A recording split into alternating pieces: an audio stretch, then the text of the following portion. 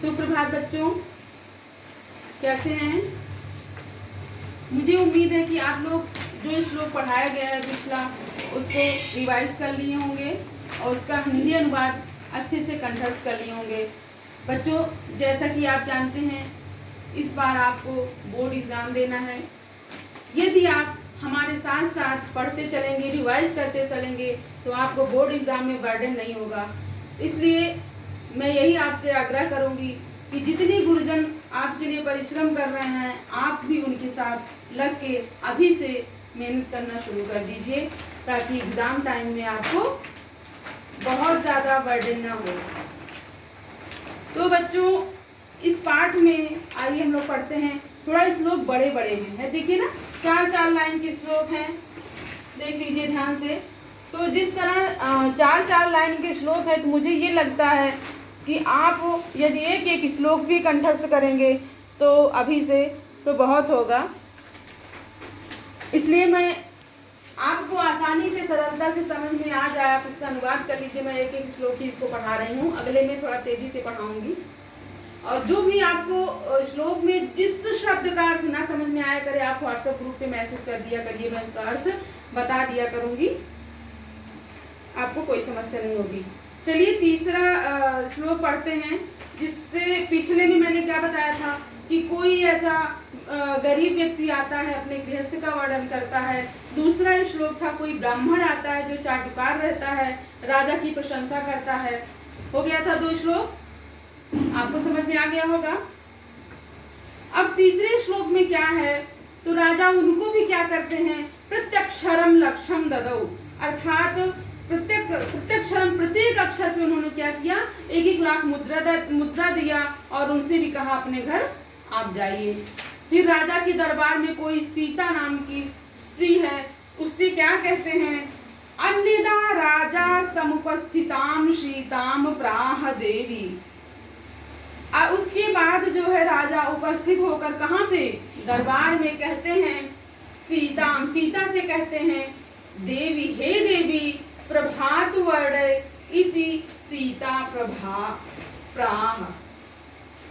सीता नाम की स्त्री से कहते हैं कि हे देवी आप जो है अपने कोई श्लोक के माध्यम से, मतलब कोई ऐसे श्लोक कहिए जिसमें प्रभात का वर्णन हो। प्रभात माने जान रहे हैं क्या होता है, सुबह।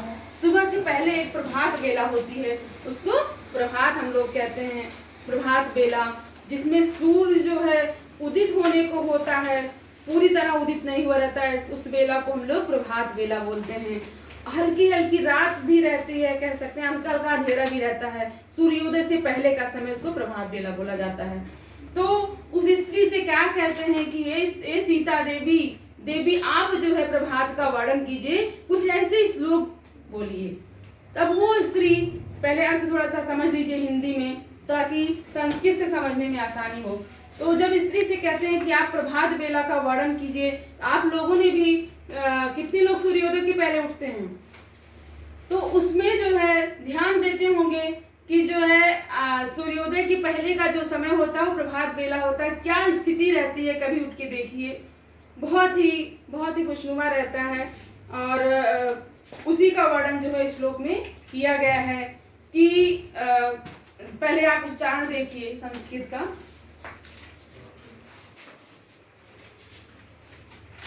विरल विरलाः स्थूलास्ताराः क्लायु सज्जनाः मनयु मुनेः सर्वत्रयु प्रसन्नं नभः अपसरति च ध्वान्तं चित्तात् सताम्यु दुर्जनः व्रजति च निशा क्षिप्रं लक्ष्मीर अनुद्यमिनाम्यु। लक्ष्मीर अनुद्यमिनायु, आप ध्यान से फिर से देखिए। विरल विरलाः स्थूलास्ताराः क्लायु सज्जनाः मनयु मुनेः सर्वत्रयु प्रसन्नं भूनभः अपसरति च ध्वान्तं चित्तात् सताम्यु दुर्जनः व्रजति च निशा क्षिप्रं लक्ष्मीर अनुद्यमिनाम्यु। ठीक है, उच्चारण समझ में आ गया होगा। आइए इसका अर्थ पढ़ते हैं, अनुवाद करते हैं। विरल विरलाः, अब वो जब सीता नामक कोई स्त्री है उससे कहें देवी आप प्रभात का वर्णन करो, तो देखिए कैसे करने चलती है प्रभात का वर्णन, ध्यान से देखिए। विरल प्रभात का समय कैसे होता है आप लोग खुद भी जान रहे हैं, और ये देवी किस तरह कर रही हैं आप देखिए। विरल विरला स्थूला तारा क्लाव्यू सज्जना। विरल माने क्या होता है? विरल माने दूर दूर, क्या होता है? दूर दूर। सघन का उल्टा विरल है, सघन माने घना, विरल माने दूर दूर, जो घना ना हो। समझ में आ गया? तो स्थूलास तारा क्लाव्यू सज्जना, मतलब किसी सज्जन के माध्यम से जो है, कैसे वर्तमान में क्या है? कलयुग, कलयुग चल रहा है ना, कलयुग में क्या है? सज्जनों की कमी है, कमी है कि नहीं? इसमें से कितने सज्जन हैं आप लोग? तो क्लाव्यू सज्जना, कलयुग में सज्जन की भांति, जिस तरह कलयुग में सज्जनों की कमी है, ऐसे विरल बिरला स्थूल तारा, जो तारे हैं आकाश में, कैसे दूर दूर, जैसे वर्तमान काल में या कलयुग में सज्जनों की कमी है, अर्थात बहुत दूर दूर सज्जन नहीं दिखाई देते, उसी तरह स्थूलास तारा, तारे जो है आकाश में कैसे दिखाई पड़ रहे हैं? दूर दूर दिखाई पड़ रहे हैं। विरल बिरला अर्थात दूर दूर दिखाई पड़ रहे हैं। बात समझ में आई?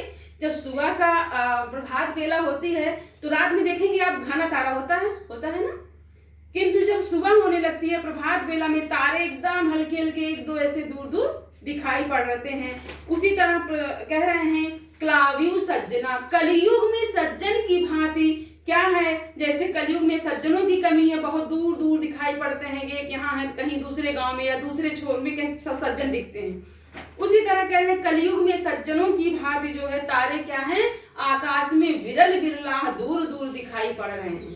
बात समझ में आई? फिर क्या कह रहे हैं अगला देखिए, मनयु मुने सर्वत्रयु प्रसन्नम नभः।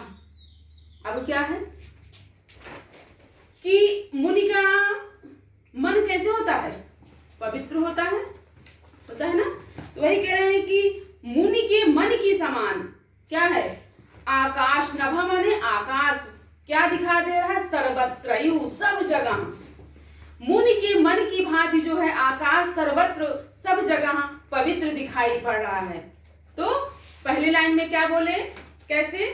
जैसे वर्तमान काल में या कलयुग में सज्जनों की कमी है, दूर दूर तक सज्जन नहीं दिखाई पड़ते, उसी तरह क्या है? तारे बहुत दूर दूर पे दिखाई पड़ रहे हैं, ऐसा आकाश में तारे प्रतीत हो रहा है। अब दूसरी लाइन में क्या कर रहे हैं? जैसे मुनि का मन जो है पवित्र होता है, वैसे ही नभ में मतलब आकाश में सब जगह क्या है? पवित्रता दिखाई दे रही है, ऐसा आकाश दिख रहा है। अब दूसरी लाइन देखिए, तीसरी लाइन, अब सरतिचा ध्वांतम चित्तात सताम्यु दुर्जना। अब सरत माने हटना, अपसरत माने हटना होता है। ध्वांतम माने अंधकार। चित्तात सताम्यु दुर्जना। अब इसको भी कैसे समझाए हैं देखिए, कि जैसे सताम्यु सज्जन के समान, सज्जन के चित्त में जो है, सज्जन के मन में जो है दुर्जनता नहीं होती है, अर्थात जैसे सज्जन के मन में दुर्जनता नहीं होती है, सज्जन के मन में दुर्जनता की भांति क्या है? ध्वांतम च अपसरति, अंधकार जो है हट गया है। बात समझ में आई? फिर से देखिए, जैसे सज्जन के मन में क्या होता है? दुर्जनता नहीं होती है, उसी तरह जो है अंधकार क्या है? आकाश से भाग गया है, हट गया है। सज्जन के मन में जैसे दुर्जनता नहीं होती है, उसी तरह आकाश से ध्वांतम माने अंधकार, अपसरति माने भाग गया है। कितना अच्छा वर्णन है, कैसे जो है तुलना करके बताया जा रहा है। उसके बाद चौथी लाइन देखिए, ब्रजति चा निशा क्षिप्रम लक्ष्मीर अनुद्यमिनाम्यु। अब देखिए, निशा, निशा का मतलब क्या होता है? किसकी पर्यायवाची है? रात्रि की। किसकी है? रात्रि की। ब्रजति, अपसरति माने हटना, ब्रजति माने तेजी से। देखिए दोनों के अर्थ कैसे, ये आप संस्कृत भाषा में ही देख सकते हैं। इंग्लिश में क्या करते हैं, एक शब्द का एक अर्थ देती है, वही सब में प्रयोग कर रहे हैं। लेकिन अपसरति माने हटना हुआ, ब्रजति माने भी तेजी से भागना हुआ। कह रहे हैं कि निशा क्षिप्रम, जो रात्रि है वह क्षिप्रम माने तेजी से क्या कर रही है? ब्रजति माने चली जा रही है। सुबह के समय क्या होता है, जो रात होती है तेजी से भाग जाती है, वही कह रहे हैं रात जो है क्या है, तेजी से जो है भाग जा रही है। लक्ष्मीर अनुद्दमिनाम्यु, कैसे भाग जा रही है, अनुद्दमिनाम, अनुद्दम कहने का तात्पर्य है, अनुद्दम का मतलब होता है, उद्दम माने परिश्रम होता है, अनुद्दम जो परिश्रमहीन लोग हैं, जिस प्रकार जो लोग परिश्रम नहीं करते उनके पास से लक्ष्मी भाग जाती हैं।